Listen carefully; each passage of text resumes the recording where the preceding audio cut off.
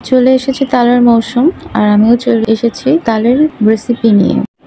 আর আজকে আমি যেটা বানাবো সেটা হচ্ছে তালের বিবিখানা পিঠা অথবা তালের ভাপা কেক। আমি নিয়ে নিয়েছি হাফ কেজি তাল, এরপর এর মধ্যে দিয়ে দিচ্ছি 1.5 কাপ ময়দা, হাফ কাপ চালের গুঁড়া, 1 কাপ চিনি, 1 টেবিল চামচ বেকিং পাউডার, 1 চা চামচ বেকিং সোডা, অল্প একটু লবণ, 3 টেবিল চামচ গুঁড়া দুধ, 4 টেবিল চামচ নারকেল এবং 2টা ডিম। এরপরে সবগুলো উপকরণ ভালোভাবে মিশিয়ে নিব। মেশানো হয়ে গেলে এর মধ্যে দিয়ে দিব 1/4 কাপ তেল। এরপরে আবার ভালো করে মিশিয়ে নিব। প্রয়োজন হলে একটু পানি দিয়ে দিবেন। দেখুন মিশানোর পরে ব্যাটারটা এরকম হবে। এখন চুলায় আমি একটা প্যান বসিয়ে দেব।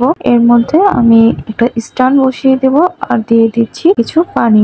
পানিটা একটু বলক আসার জন্য ওয়েট করব। এরপরে আমি এখানে কিছু কাপ নিয়ে নিয়েছি। আমি পিঠাগুলা কাপের মধ্যে বানাবো। আমি কাপগুলোর মধ্যে একটু তেল ব্রাশ করে নিয়েছি। এরপরে ব্যাটারটা কাপে ঢেলে দিয়েছি। এরই মধ্যে প্যানের পানিগুলো গরম হয়ে গিয়েছে। এখন আমি এটার মধ্যে একটি স্টিলের প্লেট বসিয়ে দিয়েছি এবং তার মধ্যে কাপগুলো দিয়ে দিয়েছি। এরপর ঢাকা দিয়ে দেব। প্রায় 20 মিনিট পরে আমি একটি টুথপিকের সাহায্যে চেক করে নিয়েছিলাম যে আমার কেকগুলো হয়েছে কিনা। আমার কেকগুলো হয়ে গিয়েছিল। এই কেকগুলো নামিয়ে আমি বাকি কাপগুলো বসিয়ে দিয়েছিলাম।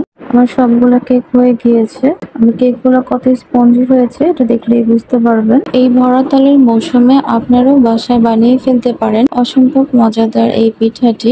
দেখা হবে নেক্সট কোনো ভিডিওতে। আল্লাহ হাফেজ।